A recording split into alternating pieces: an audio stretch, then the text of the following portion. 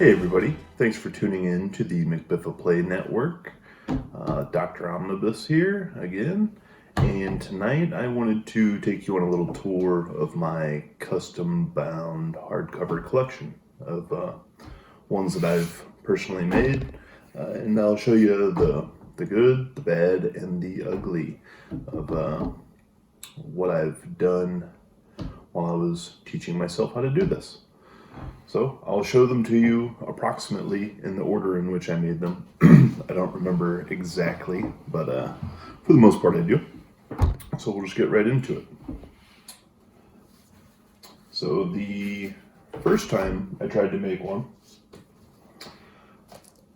I just chose a random series that I had the complete series of. That was a small series, and because I wanted to practice on some worthless books so that when I got into doing the ones that I wanted to, I didn't needlessly ruin some perfectly good books. So I intended to bind the entire first volume of Cyber Force, which was just 4 issues plus an issue 0. And I made the case way too small. So, as you can see, this is not big enough to contain 5 issues of comic book. So, since I couldn't fit the 4 issues or 5 issues in there, but I didn't want to waste the cloth, I went ahead and just tossed a single graphic novel into it. And I did Deadpool Kills the Marvel Universe. And I just ripped the cover off of it and used it as the end sheet, as you can see here. That way I've still got the cover. And then I did the same thing with the back. So the outside of the graphic novel's cover is the end sheet. That way I still have all the information and everything that was there, but didn't need to make end sheets myself. So after that failed attempt, which this actually turned out okay for my first attempt ever, and just trying to salvage the materials a little bit. As you can see, I made it a little bit too small. So there's a little bit of overlap there, but I can live with it. So I tried again to do Cyber Force, which was a more successful attempt.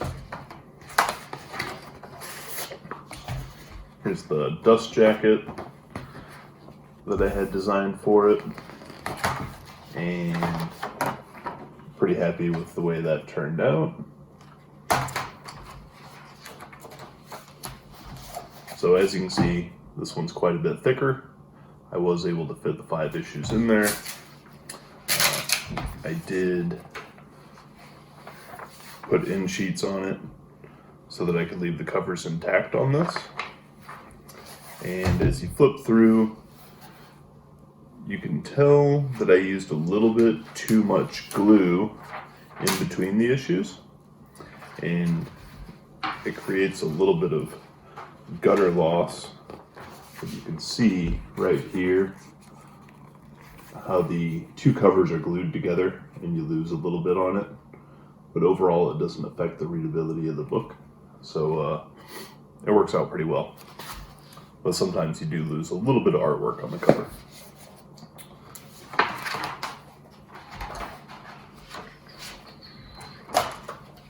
Deal with that. Alright, and then the third book I did was one which I showed off a little bit during my How to Make These series. It's my then Omnibus. As you can see, I printed the dust jacket about 1/4 of an inch too small. So we've got some book coming out of the top here, but it costs about $10 to $15 to print one of these dust jackets. So I'm not paying another $15 just to fix that. And this book also reads fairly well. It's a little bit tight on the first page, which is true with most of them. As you can see, when you open it up, it pulls that first page, the title page and the cover. I've not found a great way to avoid that, but once you're a couple pages into the book, you know, it lays really flat and it's not an issue. And when I open up the book to the middle here, you can see there's a good hole right here. That's exactly what you want to see. You want to be able to stick your finger in that. It's called the eye hole. Which you actually might be able to see my eye through there.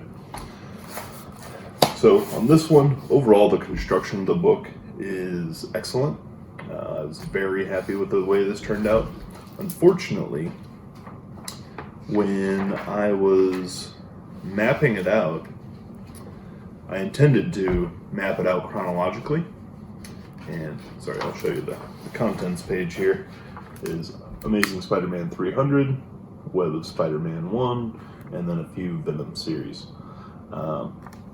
So Web of Spider-Man 1, if I'm not mistaken, was before Spider-Man 300. So I put them in the book in the wrong order. That was a very dumb mistake. But I've read Web of Spider-Man 1 and Amazing Spider-Man 300, and it's really not that big of a deal. And you know, this dust jacket was designed by someone else, and when he designed it for me, his name is Ben Williams. Peter Goffstein did the other one for me. Using this black background, I really fell in love with the black spine and everything, and so most of mine have a black spine and black covers. They look pretty sharp, in my opinion. After that, I did Night Watch, which is the entire 12-issue series. As you can see, I went with the black spine again, but a white cover. This one got a little bit closer on the dust jacket printing, but still not quite there. But when it sits on the shelf like this, you can barely tell. There's just a little bit of red right here. So this one, as you open it up, is a little tight, which means I made the spine too small. And as I turn it open like this, it doesn't want to open, and it's trying to snap itself shut. So that is not ideal. Once you get into the book, yeah, you can see how it's trying to pull itself open like that. That is all because I made the spine just a hair too small.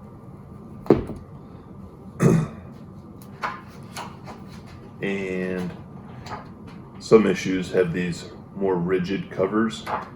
They do not work very well in these hardcovers. It's not so bad on the first issue like this, but when you get into some of the middle issues, when you're trying to read the end of one, you know, the rigid cover will lift up those pages. So something to consider is you might want to take out any rigid covers like that. And on this one, I used way too much glue on the title page, which is a very simple title page, just the title of the book, or the table of contents, I should say, and then issues 1 through 12. But you can see I really can't open this all the way and keep this page flat because the glue comes too far onto this page. So that is really not the best book, but overall, you know, it'll work out. Like I can read the book, so it's not a total loss. After that, I decided to get a little more ambitious, and I did the entire series of Cursive Spawn, which I think is 31 issues. It's either 29 or 31 issues. So again, I had Ben Williams do the dust jacket design for me, and he nailed it. I love this dust jacket. I printed it to the correct size. Unfortunately, I got it a little scuffed up, so there's some damage to it. But I'm really happy with the way the dust jacket came out in general. So as I mentioned, this is either 29 to 31 issues. It's too many. It's too thick. When I stand it up like this, you can see that the edges of the comic are sticking out. It's because the book can't support the weight of all these. So if you've seen my episode on how to prevent block sag, I talk about putting a boot underneath the book. This book suffers from block sag, and there's not much I can do about it. Aside from that, I again used a little too much glue when putting on the end sheet, and I used a drawing that I did as the end sheet. But other than those, the book reads okay.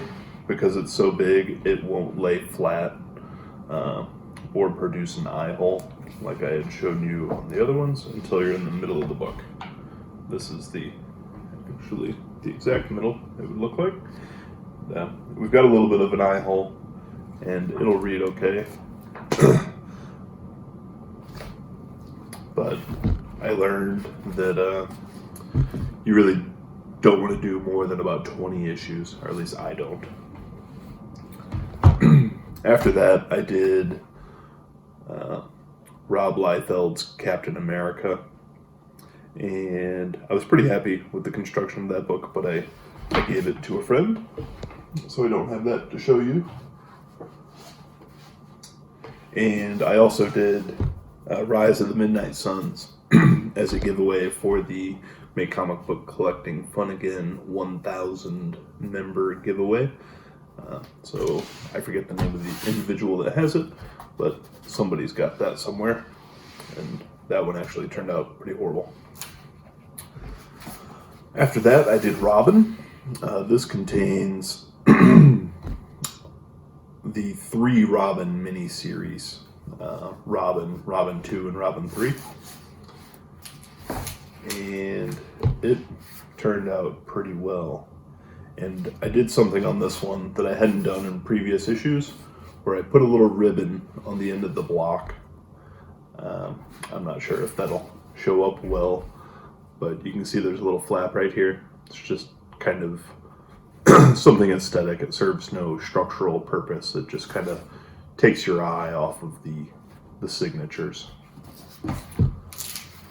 So this book could be my best one. So you got a pretty good eye going here for such a small book. You can't like get your whole finger in there or anything, but it does what it's supposed to do, and it lays flat. And it's fun content. In Robin 3, they had these things with the lenticular cover, so I made sure to construct the book in a way that I would still be able to do those. And so that was a lot of fun. I never had a dust jacket made for this one. Maybe someday I will, but paying $10 to $15 a piece to have them designed, and then $10 to $15 a piece to have them printed, to a certain extent, it eliminates some of the purpose of doing these. If you're paying $45 to do it. And so then I got a lot more ambitious. And I did my 7-volume New Warriors run. This collects New Warriors 1 through 75 and the Nova and Night Thrasher series from that time frame, and any crossover issues that I could find. Like, there was a couple X-Force crossovers and some mini-series and stuff, so I've got it all in there. This is just about everything New Warriors from the 90s in these 7 volumes. As you look at it here, you can see I made Volume 2 a little bit smaller than the rest. That was just an error on my fault. I was kind of rushed to get these done. And I didn't measure twice. So always measure twice, cut once. Anyway, as you can see, the dust jackets I had designed with a connecting spines so that it all pushes together to create one image. They don't line up perfectly, and that is primarily because it's just really hard to wrap these dust jackets the correct way. And when you have a connecting spine like that, it's very unforgiving. But overall, the construction of all of these is not quite as good as that Robin one, but pretty decent. And after that, I went 6 months or so without doing one, and I decided that I wasn't going to do this anymore. Just because it takes a lot of time, and I had done most of what I wanted to. Like, the reason I learned how to do it was because I wanted to make these. So once I had done that, I really had little reason to continue. But once I completed the Make Comic Book Collecting Fun Again Cheap Keys checklist, I decided to bind all of those. So that's 21 issues, which is one more than my not very rigid 20 book rule. However, a lot of them are thick, like 64 page and 48 page issues. So it did get a little thick, but and instead of doing a dust jacket for this one, I put my Cheap Keys checklist card, which says I was the 4th person to complete the Cheap Keys checklist, a couple McBiffa stickers, and just some trading cards featuring characters that are in the book. And inside Spawn 9, there's this Angela pinup that I took out of it and put on the back. So this one, oh yeah. And then the table of contents, I just printed out the PDF of the Cheap Keys checklist there. Put a big McBiffa logo in it, and you've got it all. So if you're watching this, you probably also watched me make this, so I won't get too far into what's going on with it, but it lays flat. That's great. That means it's going to be easily readable. It doesn't have much of an eye hole, but it still flips through well, and it's not too tight.